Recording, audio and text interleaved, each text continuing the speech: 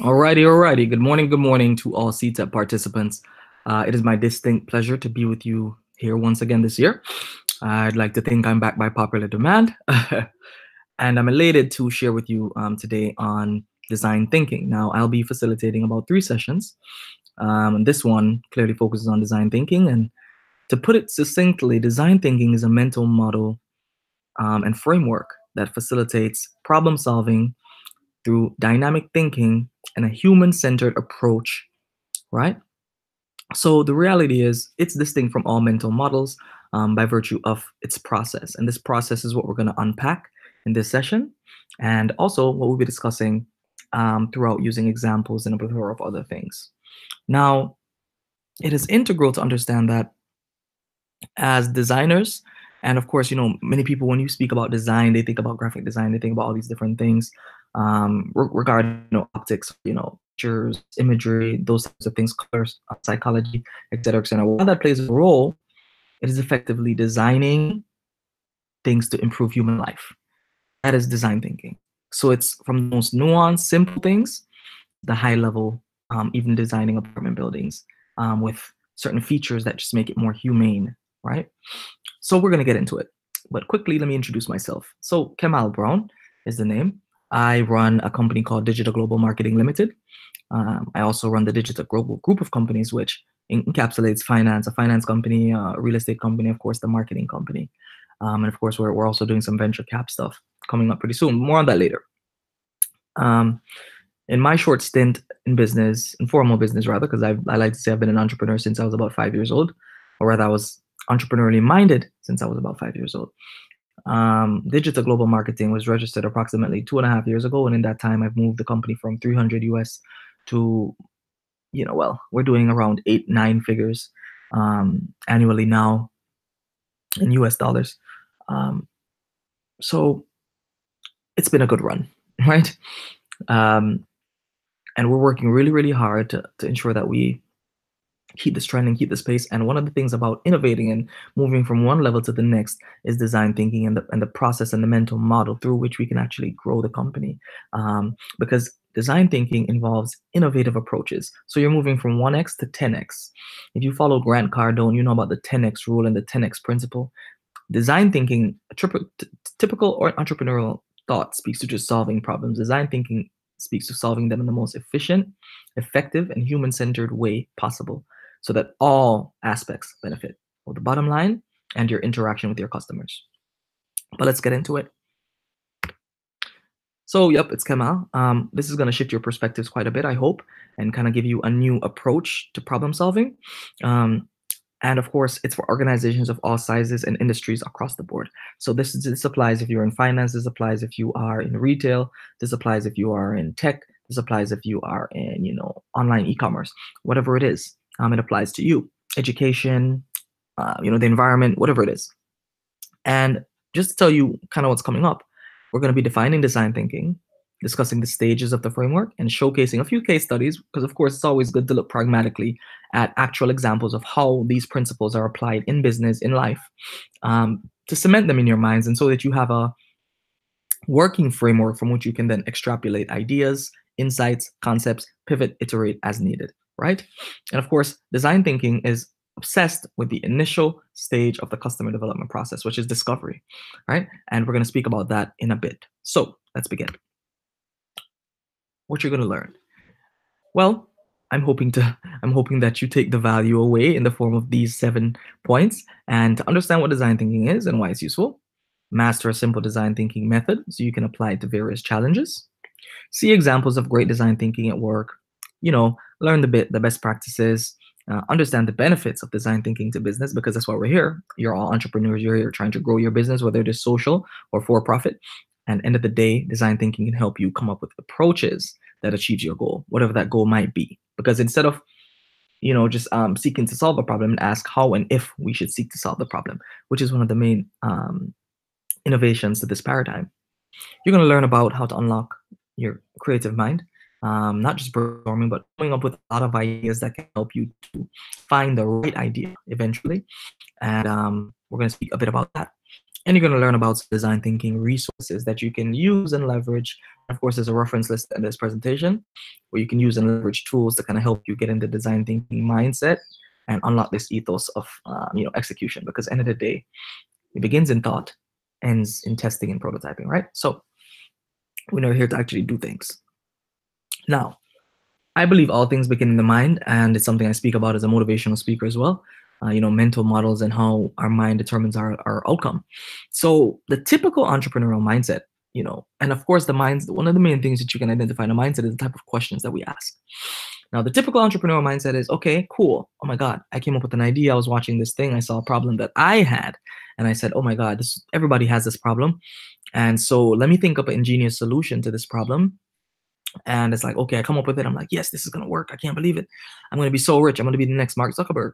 This is what a lot of entrepreneurs, aim to do. And then we jump right into it. We go into the building phase. We say, okay, let's galvanize these assets. Let's ask questions. How much is this going to cost to do it? Like, how much am I going to need to raise in investment funding before we've even identified anything, right? How much is it going to cost me? Damn, it's going to take me 2 years to get this idea off the ground, or 1 year, or 6 months, or 3 years, maybe 3 years maybe 3 months at the MVP. Maybe 1 month of the business plan or the business model canvas, whatever it is, you start thinking along the term because you're already in the mode. Let's do this.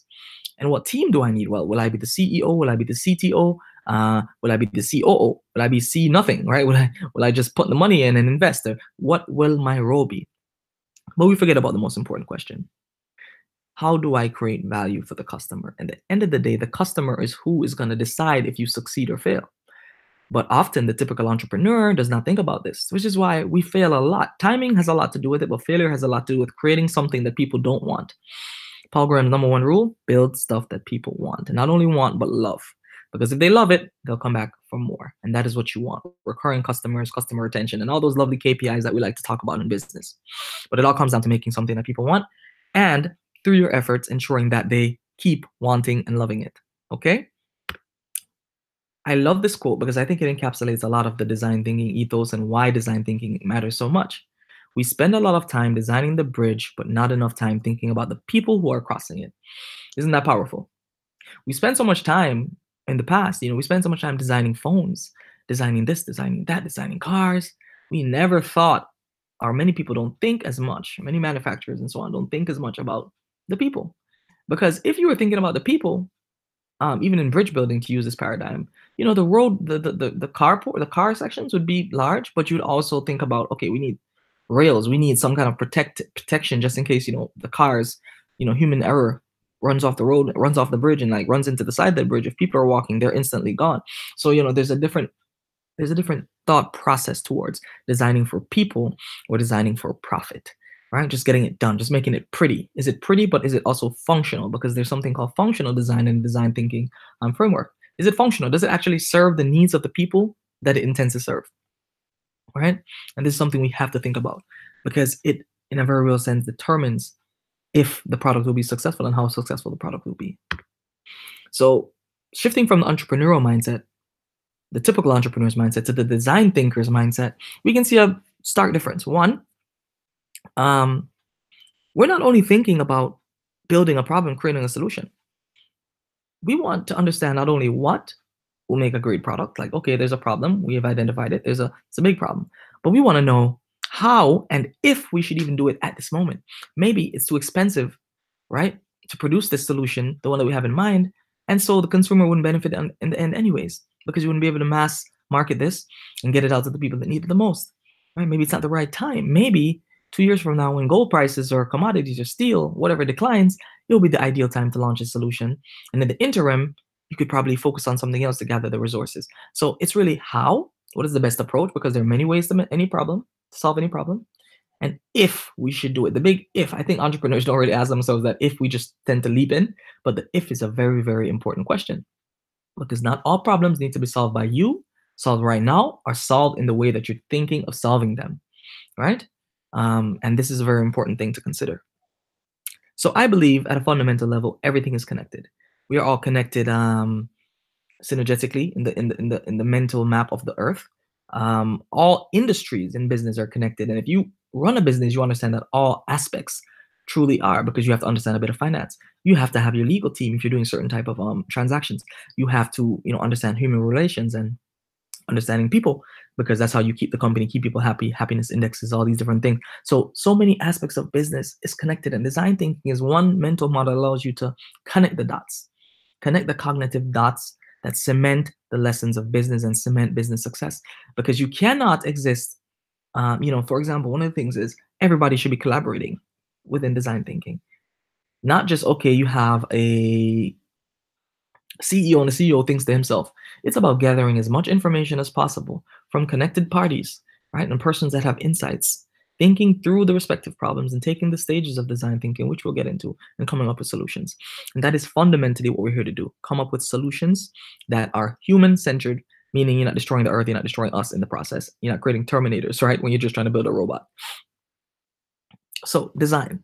Typically, we associate design with aesthetics, as I said before, right? So you think about logos, you think about, the appearance of things, but the true purpose of design is to promote well-being in people's lives. Think about that. This is not graphic design. This is not process design. This is not all these different types of design, industrial design, home design, decor, what all. No. It's design primarily, right? By design is about promoting well-being in people's lives. So understand that from the very jump. It is about promoting well-being in people's lives. And that's what I want to change. That's the first paradigm shift. That's what it's about. Promoting well-being in people's lives. So these are some of the things that we think about when we think about design, right? Logos, etc., phones, da da da da da. And of course, phones are, design thinking at work, especially with the iPhone, which we'll get into. But when you look at something like the Amazon Echo, what the Echo represents is advanced thinking about design thinking. Because design thinking, if you're really augmenting human lives, there are many people that are blind. They can't type. They cannot interface, apart from Braille interface. They cannot interface with technology in a certain way. So they cannot use the iPhone to type on the digital screen, digital board. It would be easier to teach them to type on a physical keyboard like a BlackBerry, right? And then they wouldn't be able to navigate the phone as well because of the UX. It's not designed for that. It's designed for sighted people. And also, if you can't read, if you if you can't read, meaning you can see but you can't read, it doesn't help you at all either. It's just a lot of barriers. It's just a lot of barriers. Now, with your voice, everyone can access life through their voice. Because even if you can't read, you probably can speak, unless you have that impairment. You probably can come up with, string some lines of words together. You can simply ask, how much calories does this burger have?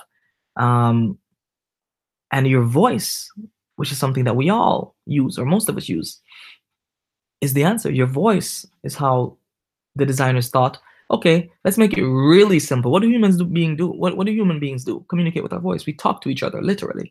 One of the first things a parent wants to hear from their child is dada or mama, communication, right? And that tells us it's all okay. So if we can use voice and leverage voice, and we're not talking about even Google Duplex yet, where voice will be embedded into systems to provide customer service. And each of our smartphones will be our personal assistants, being able to communicate with us and others on our behalf through voice.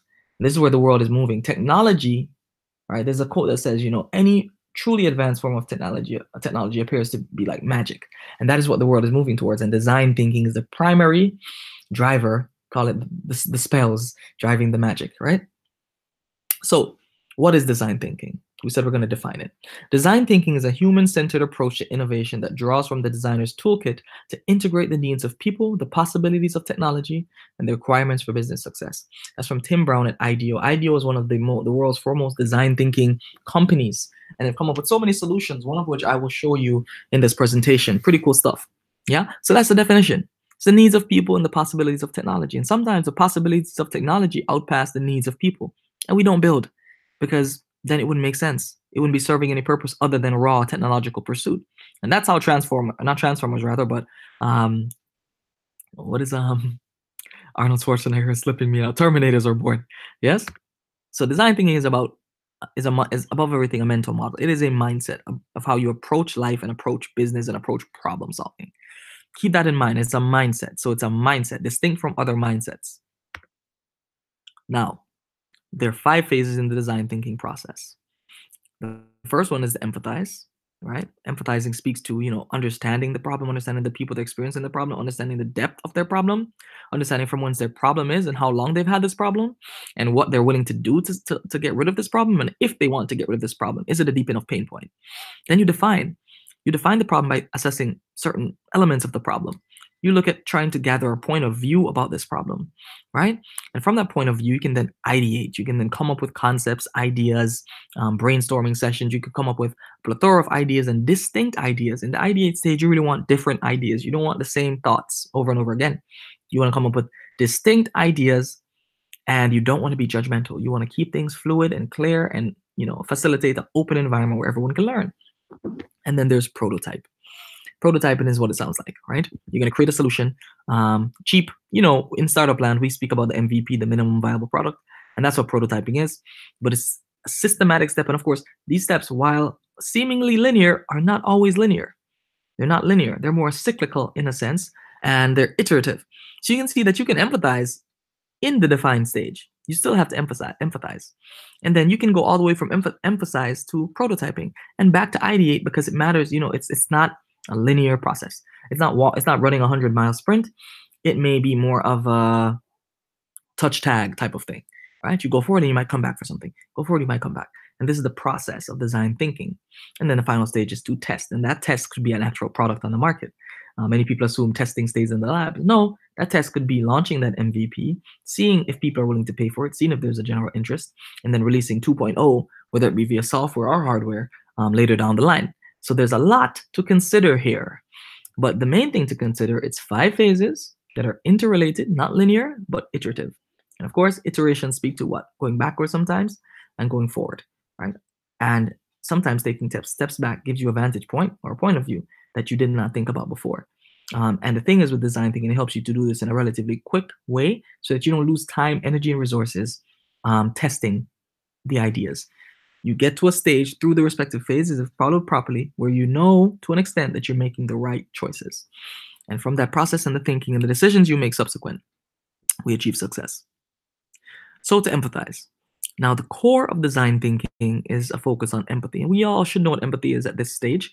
Empathy is being able to understand the emotions and experiences of others and craft a response to them based on our understanding of their lived experiences, right? And immersing yourself in user experiences to uncover deep needs and insights. And this is very, very integral and important, because if you don't understand the people you're trying to serve, you cannot serve them as effectively as you can. And in not serving them as effectively as you can, you're going to have to price your product a bit lower.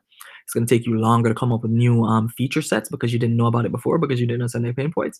And your product might not serve them at all or serve their evolving needs. And this is a very, very integral thing to understand. People's needs don't remain the same over time, which is why we have to pivot, iterate, and evolve. And this is something we're going to be discussing.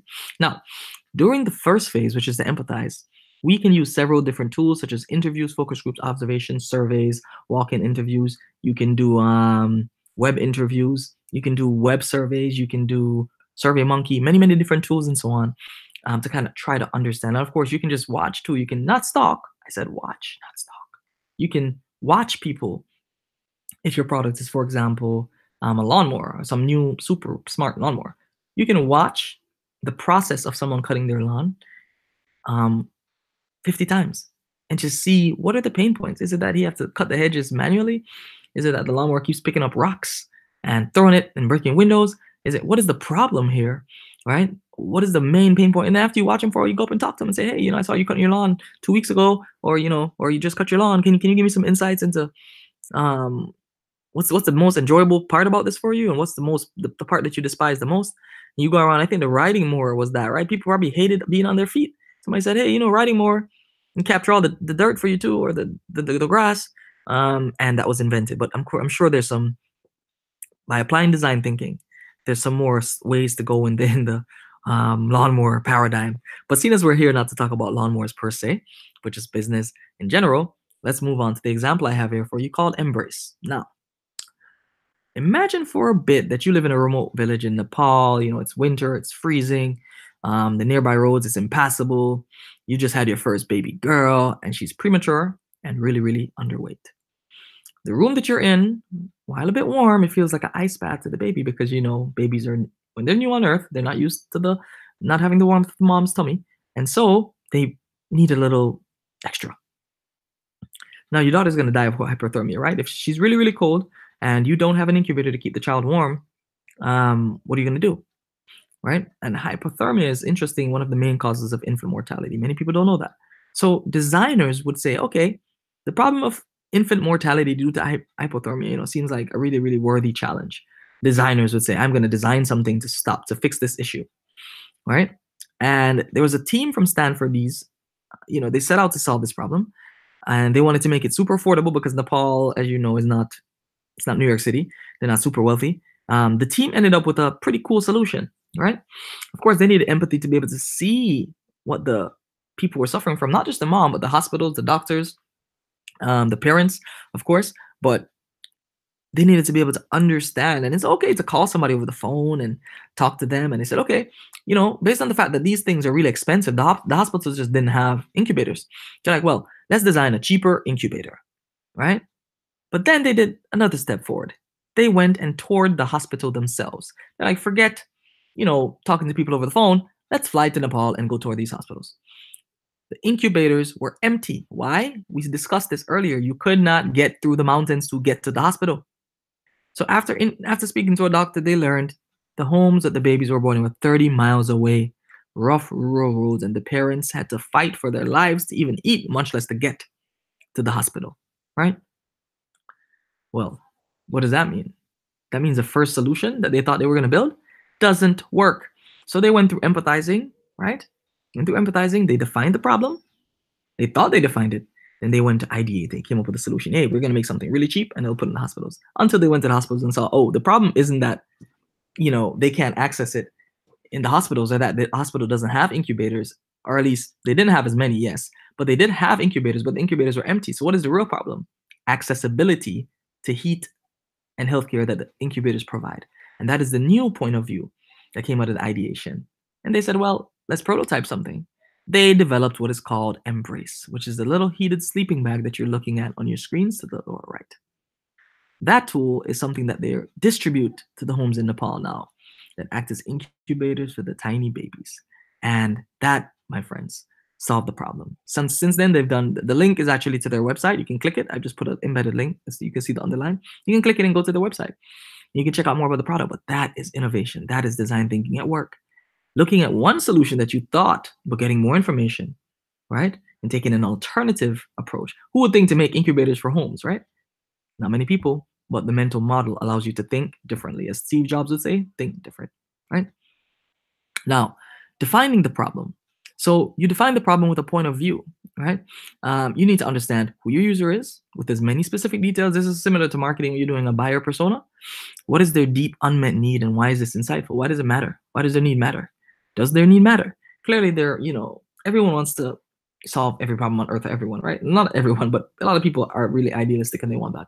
But a true designer tries to think, what can I do with my time, my skills, and my energy that have the largest impact right now in something that I care about? Because not everybody cares about everything. And without that care, you're not going to take the necessary steps and treat it as serious enough to get the real solution. So it's important to understand that. Why is the why? Les Brown says, if you know your why, you can endure anyhow. Meaning you'll keep trying and keep being persistent and keep going through the design thinking process until you arrive at your answer. Now, this phase will give you the opportunity to synthesize your findings, come up with a problem statement, which I just said was the point of view, that can help you reframe the problem and open new and innovative spaces. And this is very, very important when you consider that if you do not define something, right, if you don't understand the problem to the T, the approaches and the insights that you give will be limited. And that's a reality. There's no two if and buts about it, right? And one of the crazy things is where you define a problem. For example, in the the early mid years 1960s, the Apollo team, Apollo 8, they became the first spacecraft to circumnavigate the moon. The crew had one photographic mission to capture detailed images of the moon's surface. That was their goal.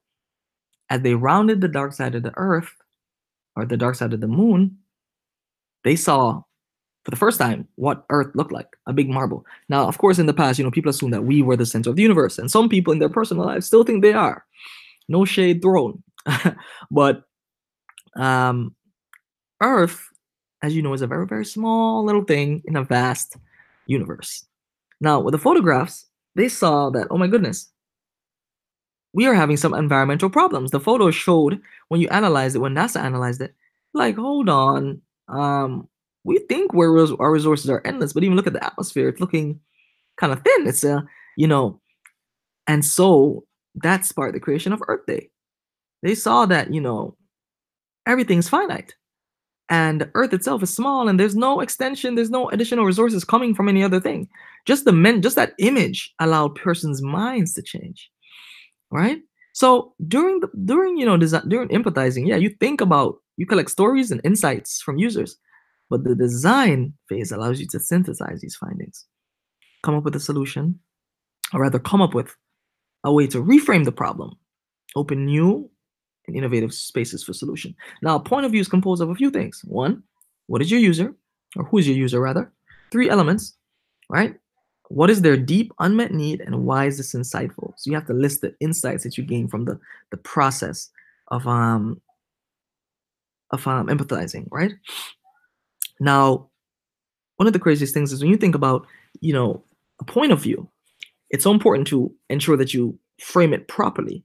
And when framing a point of view, you can come up with a solution that really works. So let's look at the example of Netflix. Now, a Netflix point of view, right, that they would have shaped in their inception. And of course, this is all hypothetical, right? This is just an example. Caroline is a 26-year-old single mom who loves sci-fi movies. She needs a way to rent DVDs that doesn't clutter her already busy schedule while making her feel relaxed after a long day of work and taking care of her daughter. Now, we all know, right, or at least persons with children, sorry, everyone has a parent. We all know that children can be stressful. If you're a 26-year-old single mom who loves sci-fi movies, you don't want to stop at the Blockbuster. You don't want to stop after leaving work tired in traffic to get inside, to wait in line, to rent something, to watch a movie, to go home, to put it in your DVD player, then go back the next morning, probably going to be late to work, to return this thing because you're going to have late fees, if you don't turn it back on time, and then you go into the thing and then you can't get the sci-fi movie, so you stop for no purpose. The one that you wanted, so you stop for no purpose, and it's really inefficient. You can't call ahead or get a text to your phone and say, hey, this title that you like is going to be in. People weren't thinking along those lines then in terms of truly pleasing the customer. So Netflix came along and you literally only need an internet connection and desire. You can find anything online. And that's why it's become a verb, Netflix and chill, right? Because it solves a problem. People want entertainment on the go all the time. And Netflix was a first mover. Even the largest companies, this is why it matters to be a startup, guys.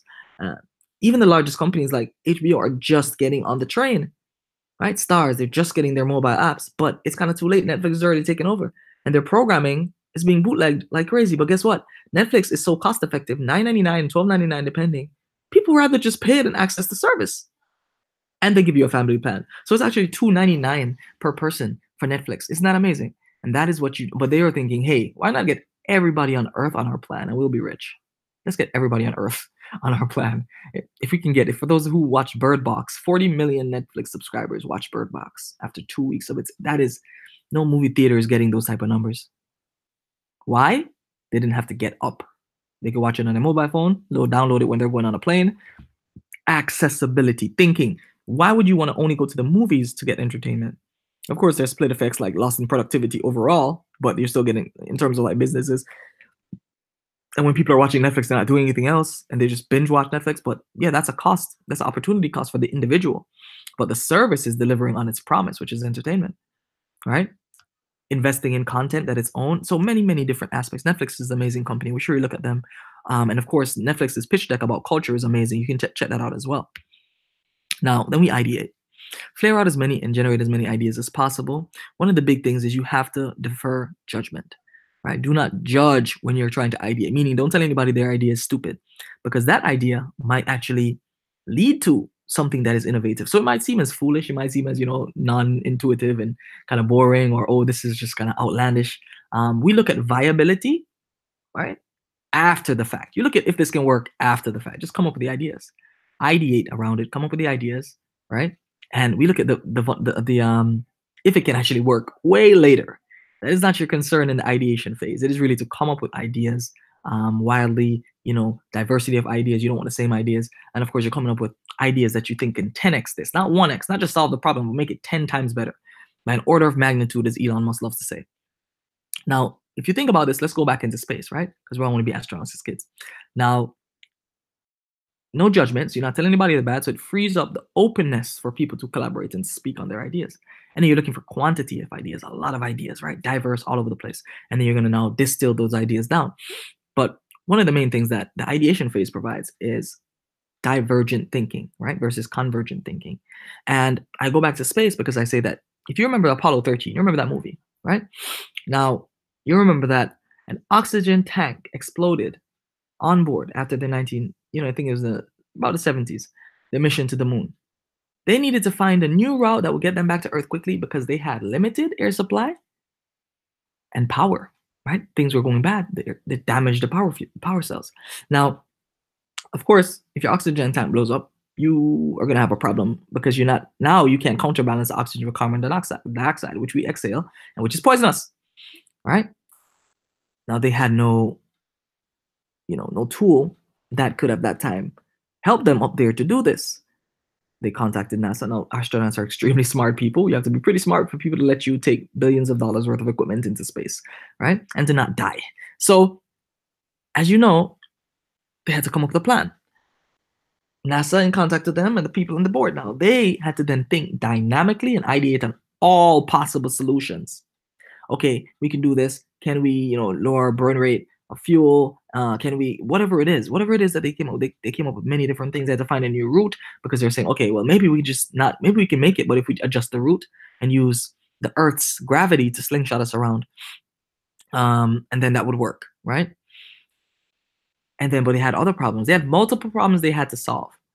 One of the large ones was literally a duct tape solution. They needed to find a way to not die from the air that they were expelling. And of course, if you're expelling air, you don't want to do a lot of talking, right? You don't want to do a lot of talking. So you're sitting there thinking, okay, how can I communicate with these guys to solve this problem while not talking a lot? I have to make every word count. So it's really life or death in this situation. And they came up with the image that you see there, right?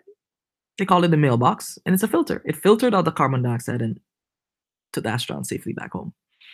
Urgency, bunch of smart people in a room, and they came up with the best solution, right? And the term brainstorm, right, was actually popularized in advertising, right? A book called Applied Imagination, and everyone is storming trying to attack the same objective, and that's where it came out. But you have to defer judgment and reach for quantity of ideas, because it's in the quantity that the great crazy ideas actually live, right? And that's something we have to consider. Now, prototyping. That's the next step. Now, prototyping for many designers is where the fun begins because you get to actually do stuff with your hands or with the computer or whatever you're using. Sometimes the key is just good empathy, right? Giving people a taste and giving some feedback. You're trying to get smarter and faster. And as startups, we understand this through the process of the MVP. The MVP is called the minimal viable product. You're trying to understand what your customers need relatively cheaply because you don't have the investment amounts to actually build out a full-fledging product. And this, my friends, is a phase in which a lot of people fail. Right? Now that they come up with a prototype and then they completely they forget all the other steps before about empathizing, about thinking about the user, about really talking to people and bringing all of it full front and even going back to the ideation phase if your prototype comes out wrong based on the earlier phases. And it can get pricey if you don't know what you're doing. The whole point is to get smarter, faster, cheaper, right? You just want to create something. It could be a website. If you have a web platform, build a website first. Build a simple one-page landing website, see if anybody's interested in what you want. The MVP, while we're not discussing this, it's important to understand the prototyping aspect because it's really, really important. And not just because you're actually building a physical product, or you might not be building a physical product, you might be doing a digital platform, but it's through prototyping that you actually kind of get and see, okay, well, I need to change this, I need to do that. This doesn't really solve the problem. And you have to not fool yourself. There's a quote, I love it, by Richard Feynman. It says, you must not fool yourself, and you are the easiest person to fool. Because when we make something, we're biased. We're like, oh my God, this is going to work. I love this. Right? This is going to work. And we forget that the process of prototyping can actually take us to the answer that we want. Because we might build something and see that it just does not work. Or in trying to prototype something, if we say we're doing a microwave, like when the microwave was first invented, what if the microwave was the size of a fridge, right? We already know that homes had a staple. Do you know that homes now are built to the specifications of the appliances within them? This is powerful stuff. You really think about it, right? So if you're trying to make a microwave the size of a fridge, it wouldn't work. It just wouldn't work. You'd be like, this is not the right time to build a microwave because it's going to be so big. It's not going to be functionally sound. It doesn't make sense right now because homes don't have the space for this additional big appliance. traditional homes, right? So even that thought process helps you to come up with solutions, right? And prototyping is that phase that you do this. It helps you to learn, solve disagreements and test ideas really, really quickly and cheaply. It can begin with sketches. It can begin with actual, circuits and whatever it is, whatever you need, but you have to do something. I remember in the past, one of the startup students in this course was doing aquaponics, and I was like, just get some pipes, cut them out, and see what you can do with it, man. Just build like one, just see if you get like 10 plants going. Like, don't wait, right? Just get it out. You say you've done the necessary problem, you've done the necessary ideation, you've empathized, you've kind of understood the problem. Get it out, right? Just get it out. All right. And finally, we test. Now, by testing the prototype with real users and getting feedback when we refine it. Now, that doesn't mean you can't charge. You can charge for your prototype, right? You might want to get them, as I said before, on version 1 of the software, and then you put version 2 out. Or if it's a hardware situation, you make the hardware cheap, relatively, inexpensive, so people can buy it. And if they don't like for example, Wisecam. I have some Wisecams. It's really, really cool cameras. They cost $20 and $30. Like $20 and $30. Hey, if it breaks, I'm not crying. If I buy a $200 camera, though, I'm going to be pissed if the software bugs out and all these things, right? So there's a lot of thinking behind the testing phase. You have to think about it. So prototyping helps us learn and test ideas quickly and cheaply. And of course, this is all towards serving human need. Now, some of the basics. We have to ask questions. The type of questions you ask determines the type of responses you get. Now, design thinking basics, I would say, human-centeredness. What's the human need behind the business need? What do humans want out of this exercise? Then divergent thinking. What can we create that 10x's impact, right? Not 1x, not 2x, not 5x, but 10x. How can we make a quantum leap? How can we put people, not quantum is way more, but you get the point. How can we put people over the process, right? A lot of people put process over the people, right? And that causes issues. Because if you're thinking process, the process typically when you go into a store for returns is if you've opened the package, right? The process says, you can't get a refund. Some places can't get a refund. But guess what? If you didn't use the product, you just open the package, you go in there, you want a refund. You're going to be so pissed, you probably never shop at that place again. But the process goes, you just go by the book. If you don't have that empathy to understand where the customer is coming from, you might have lost a customer for life. And of course, we speak about customer lifetime value, not customer one-time buying, right? So think about that. Testing and measuring. What are the fewest steps we can take to test an outcome? So you're trying to be cheap, you're trying to be frugal, you're trying to be lean startup methodology. When do we adjust our method to get optimal results? When in the process of testing do we adjust? And how do we adjust? And what are the steps we take to adjust? All right, so the business case for design thinking. So I know we're all speaking about the psychology around it and the thought process and the mental model. Let's look at how it actually operates in real life. The history. So when we look at things like the pyramids, right? The pyramids display a level of design thinking on a whole other level. Not only are these things, dynamically aligned to the stars and constellations, but the rocks that they moved were 2 and 20 tons, and they moved it from the Nile Valley. It's not like 500 miles. It's a large distance. And then people are like, well, not that much. Probably I'm overemphasizing. You can go Google the real thing. But far distance, right? And they're saying, how did they get them there? How did they make them so smooth? How did they get them so tightly packed that a human hair could not fit in between? That's some deep geometry. Whatever the function of these things and whatever they do, because many people have their own opinions, that's design thinking at work, right? Whatever the problem, they had to be chiefly architects. And of course, the problem might have just been someone's ego. They wanted something pretty, right? But the designers of that, and they wanted something that lasts forever. Well, it's been there for some time, right? Now, the history of design thinking is the mid-1950s with the introduction of the subject, design science at MIT. Of course, it's always existed, is my point. That's why I put the Egyptians. It's always existed. Design thinking has always existed, right? It's a mental model and a way to understand the realities of people, right? It's a way to understand the realities of people. Now, in the 1960s, the concept of cooperative design or co-design was introduced. And that led naturally to design thinking in the future. Examples of design thinking at work now. Okay, I love this one because it's pretty simple and cool. Now, we've all gone grocery shopping, especially us men that believe, one trip or die. If you make 2 trips back to the car or from the grocery place to the car, you're not a man, crap. But the joke that we always do. Well, companies saw this and, probably observed someone walking in and out of the grocery store for some time and said, this has to be a better way. Your hands are typically full. How are you going to get the groceries in? It's a full of people drop their keys, trying to get the keys open and all these different things. They're trying to get the trunk open. Why not just put a little button on the base of the car to help them out. Like, if the cars are being driven by humans, and one of the main things that cars do is carry packages for us, why not help persons be able to get the packages into their cars in a much more simple manner? That would help a lot, right? And so someone came up with the idea and someone did it. Or many companies and car dealers did it now, but the first company that did it innovated and they thought about this and said, hey, we can really help persons out here. Let's do so. Airbnb, one of the best examples of design thinking, because Airbnb was a fledgling company. It was kind of failing. It wasn't really doing all that well. What did they do? They sought to empathize, quickly empathize, traveling to live with the host to understand their realities. So if they had a few signups on the platform, they're like, man, why didn't people sign up? They went and found out why people weren't signing up. What are their experiences? They lived with them. They took out a notebook and wrote everything down that they learned, went back and implemented, right? So they empathized, then they ideated, right? They empathized, they defined the product, defined the problem, ideated. In the next stage, they defined. People weren't booking rooms because you couldn't even see what you're paying for. That's one of the big challenges. Would you like to book something that you don't even know how it looks, or it's going to be a fake thing when you book it, you can't even see it properly? No. So Airbnb said, okay, we're going to pay photographers. They were the first ones, but we're going to pay photographers to go into these respective places, take the pictures and put them up on our platform, because the pictures literally tell 1,000 words. And the pictures are pretty and nice, people will get our bookings increase. Yeah. Now for testing, all their new employees are encouraged to ship a new feature in the first week. That's testing / prototyping. All of them are encouraged to ship a new feature within the first week of them being there, to get them in the mindset of design thinking, that Airbnb is constantly iterating, constantly growing, constantly seeking to find new and dynamic ways to 10x their approaches, right? And one of the things is, when you go to a new city, right, you don't necessarily want to be alone. The whole function of hosting is you have somebody that can give you some tips about the city. When you go into a city, you just go to a hotel.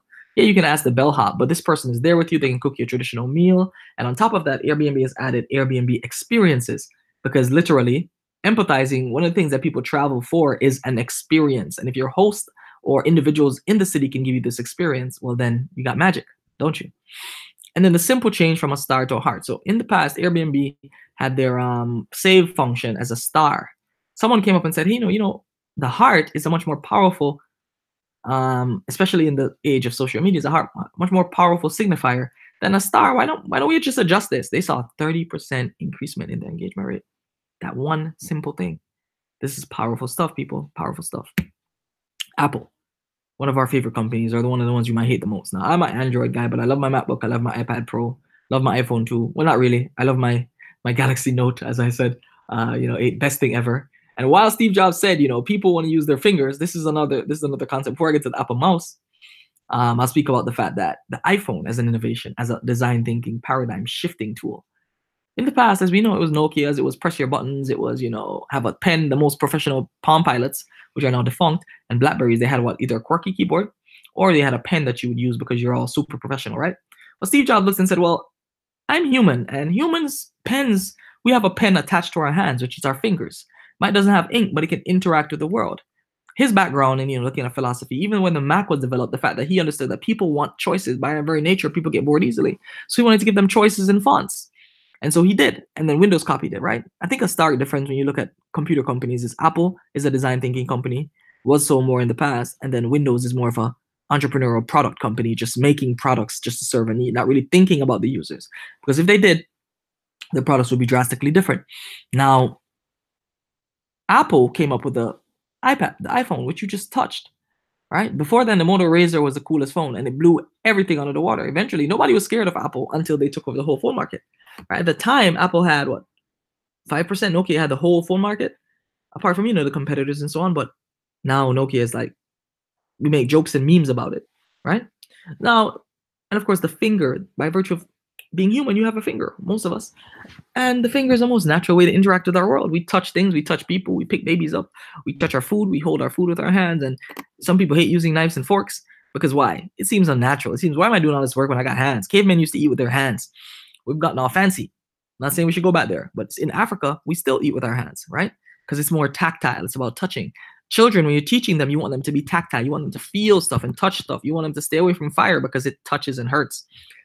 Tactility is a part of the human experience. If such a word exists. Being tactile is a part of the human experience. And the reality is Apple has this down to a T. The Apple mouse, they invented the mouse. Before, you used to have to tab around things, hit tab and up and down. they invented the mouse, meaning you could organically interface, right? Organically interface with the computer. And of course, this went even further. Now we have all these gestures that we do because it's much more simpler than typing or instructing. And we have voice on our computers, right? And even fingerprint readers. So just think about it. We're more becoming a part of technology, and that's what the technological possibilities tied to the human potential. And this is design thinking. So you have to focus on it, on people, not designs, even when you design actual product. Think about Face ID. Your face is unique. Your face is yours. You take it with you everywhere you go, right? Just like you take your devices. Why not have that being the tool to unlock your devices? On top of that, you have your Apple Watch on and next to you, right? Why not have the Apple Watch? Because it knows your computer should know when you're close to it, right? Because your computer, like anything else object, it should be able to interpret you just as you're interpreting it. They understand this. They say, okay, the Apple Watch, once you wear it, the computer knows that you're close by, it will automatically unlock itself because it knows it's you. So you have your devices now interacting with you as you interact with them. And that, my friends, is design thinking. Think about the click wheel, the device by itself that completely changed Apple's profit and potential and future, because the iPod revolutionized this company before the iPhone, right? So you have the click wheel. Literally, think about how easy it is to just move your thumb. It's always been a tactile experience with Apple. And for people that don't believe in design thinking, well, here's a design thinking company that made the first company, that was the first company to make $1 trillion, right? To be worth $1 trillion. I think that proves in and of itself the value of design thinking. Let's look at Tesla. Now, traditional batteries in the past, of course, you know, Tesla is a energy company primarily. That's what they do. They do sell energy. Of course, they have their business lines and conduits through vehicles. Most recently, the Semi. Of course, we have the Tesla Roadster, the Model T. Then you have the Model 3 and all the other different cars. But essentially, the battery packs in the past, the electric batteries, electric car company, the electric batteries in the past can only do 65 to 97 miles. Now, one of the reasons, and people thought electric cars weren't viable alternatives to gas because they couldn't go that far. The Tesla battery does about 5x, right? Now, or 3x, about 6x, about 5 to 6x. Now, people also think they're ugly, right? Priuses look ugly as far as I'm concerned, right? They're not sleek, they're not sexy. You don't want to drive them around. You feel like, okay, this is really an electric car. You know, you feel kind of weird, and people look at you like, oh, he's you know. But Tesla made it sexy. Tesla made electric cars sexy. So people wanted to look cool.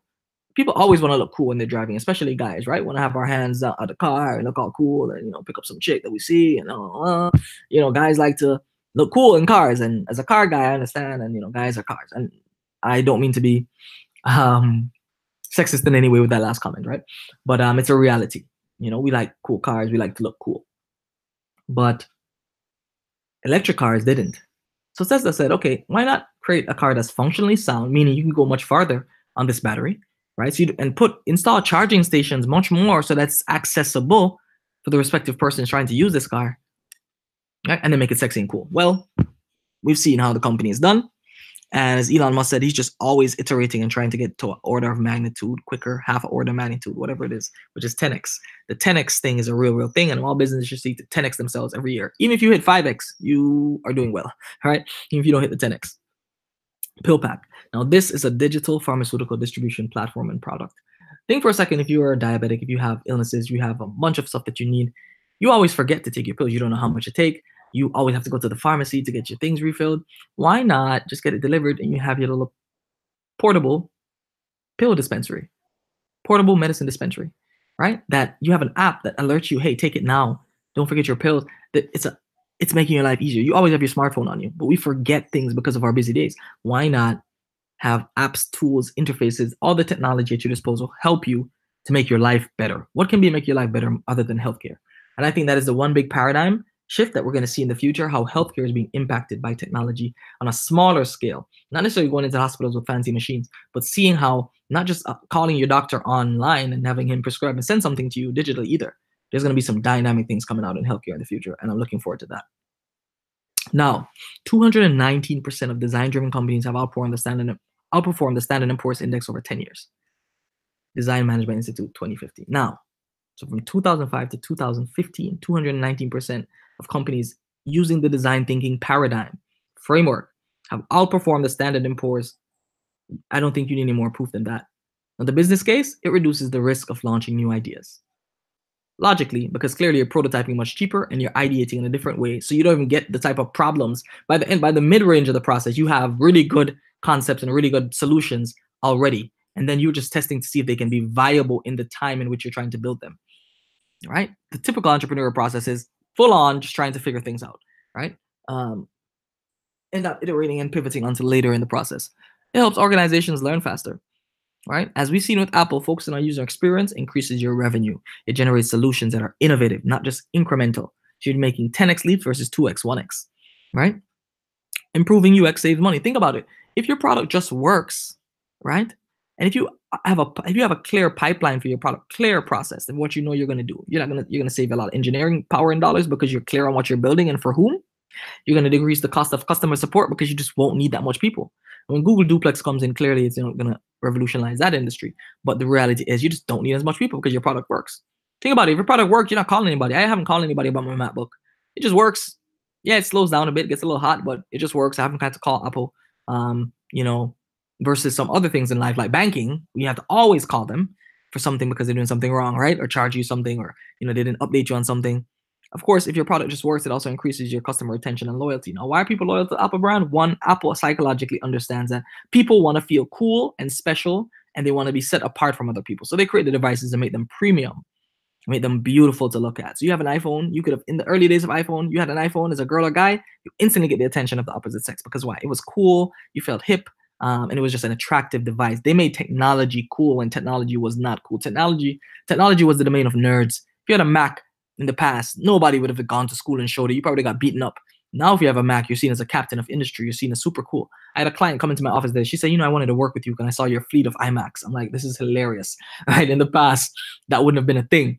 But this is where we move into. It's customer retention, loyalty, and the cool factor, which is literally priceless. Trust me. People will pay anything to be cool. But then the devices are actually really, really functional for people that use them to a deeper level as well. So there's utility and value encapsulated in that coolness. Here's a quick example. Notice that business thinking, problem, solution, right? All problems, you just find a solution. Design thinking, it's back and forthing. There are multiple solutions for the problem. And you have abductive thinking, right? You're trying to understand what is the deep unearthing, what is the true pain point. You're seeking to really get a deep perspective on these things, right? The 5 questions design thinkers ask. Well, why? Why? If you have people that don't buy your products in an online store, why? Because they don't complete the purchase, they drop off. Why? Because they maybe it's a bad design on the site, because they tend to abandon the shopping cart. Why? Amazon had this problem. What does Amazon do? Purchase digital ads that funnels, and they have a pixel installed on their site that follows you around the internet and cookies. So literally, you leave something in your cart, Amazon reminds you, hey, you left this in your cart, come on over, or hey, you're looking at this book, come on back over. Because marketing says you need to show somebody something 7 times before they purchase. Amazon has integrated that mental model into their systems, and they're growing like hell. And people are buying their products as a gift. And so it could be shipping. It could be that shipping, you need to find a better supply chain, right? To get your products out faster. There are many reasons why. But if you can create a system like Amazon Prime, 2 days. Oh my God, that's beautiful. Literally, I can see something I want and get it in 2 days and not leave my couch. That's convenience. Yes, we're getting fat because of it, but so what? Now, design thinking is about the human element. Never forget this. So some questions that you can use to trigger your imagination. What if we made this 5x better? What if we made this 3x faster?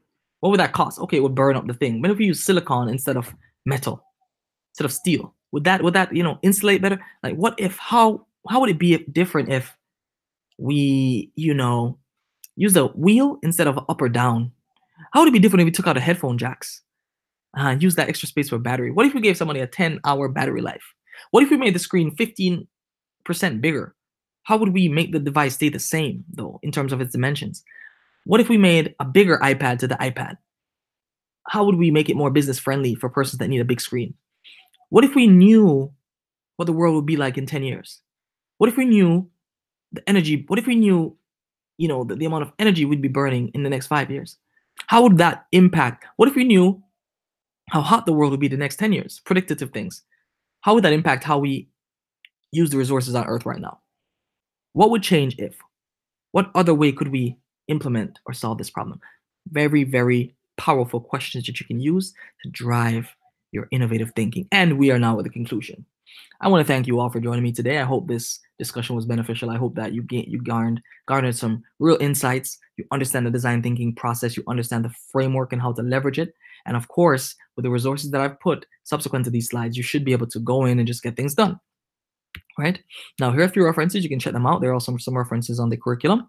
And of course, this is Kemal signing off and saying thank you. You can visit my websites, kemalbrown.com or digitalglobal.com. And of course, you can follow me across all social media platforms. And I'm looking forward to the live session, getting to talk to each of you about your respective problems and seeing how we can design and think up some innovative solutions. You have a great one. And thanks to CTEP for affording me the opportunity to meet you all. Have a great one.